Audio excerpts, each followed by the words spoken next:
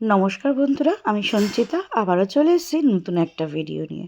আজ 24শে ডিসেম্বর, রাত পোহালেই 25শে ডিসেম্বর, বড়দিন। অফিস থেকেই ফিরে কর্তামশাই বললেন, চলো একটু তোমাকে নিয়ে মেলা ঘুরে আসি। তাই বেশি দেরি না করে চটপট রেডি হয়ে পড়লাম কর্তামশাইয়ের সাথে বেরোনোর জন্য। হ্যাঁ, প্রত্যেক বছরের ন্যায় এবছরও আমার বাড়ির পাশে এই ছোট্ট মেলাটি বসেছিল। এই মেলাটির ভেতরে প্রত্যেক দিন গেলে প্রোগ্রাম হয়ে থাকে।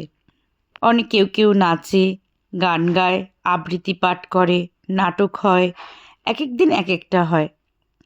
তাই আমরা যখন গেছিলাম ভেতরে গান হচ্ছিল, কিন্তু আমরা ভেতরে আর ঢুকিনি, খুব ভিড় ছিল, জায়গাটা খুবই ছোট। তাই বাইরে যেসব খাবার দোকানগুলো ছিল সেখানেই দাঁড়িয়ে টুকটাক করে একটু খেয়েছিলাম। প্রথমেই আমরা ঘুগনির স্টল থেকে ঘুগনি খেয়ে নিয়েছিলাম। হাজব্যান্ড ঘুগনিটা খেয়ে বলল খুবই ভালো। তারপর ওখান থেকেই ঘুগনি খাওয়া শেষ হলে গেছিলাম পাপড়ি চাটের দোকানে।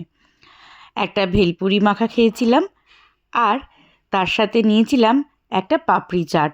দুটো আইটেমই বেশ ভালো ছিল। এই দুটো খেয়েই আমরা মেলা থেকে বেরিয়ে পড়েছিলাম। একটা হ্যান্ডমেড চকলেট কিনেছিলাম মাম্মামের জন্য মেলা থেকে, আর মিয়োমোড়ে থেকে দুটো পেস্ট্রি নিয়েছিলাম।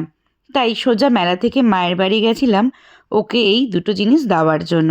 গিয়ে দেখি মাম্মামের ম্যাডাম এসছেও পড়ছে, তাই ওকে কিছু না বলেই কেকটা আর হ্যান্ডমেড চকলেটটা ক্রিসমাস ট্রিয়ের নিচে রেখে দিয়েছি। এই যে এই দুটো কেক ওর জন্য নিয়েছিলাম। পাশেই দেখি একটা লেটার লিখে রেখেছে ফর স্যান্টা বলে। স্যান্টা থেকে কী কী গিফট লাগবে সেগুলো লিখে রেখেছে। আগে আমি এগুলো জানতাম না, তাই বৌমণি বলল রাত্রে এগুলো ও নিয়ে আসবে। তাই আমি লেটারটা আবার ভাঁজ করে জায়গা মতো রেখে দিয়েছিলাম। ক্রিসমাস ট্রিটা বৌমণি ওর সাথে ধরে ধরে সাজিয়ে দিয়েছিল। খুব সুন্দর লাগছিল ক্রিসমাস ট্রিটা।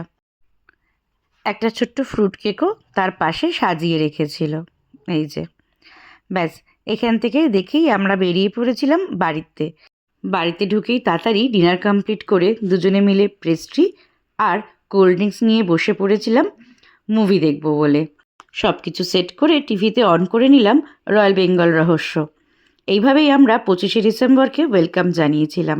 মেরি ক্রিসমাস সবাইকে, খুব ভালো কাটাও। কমেন্টসে জানিও তোমরা কী করলে।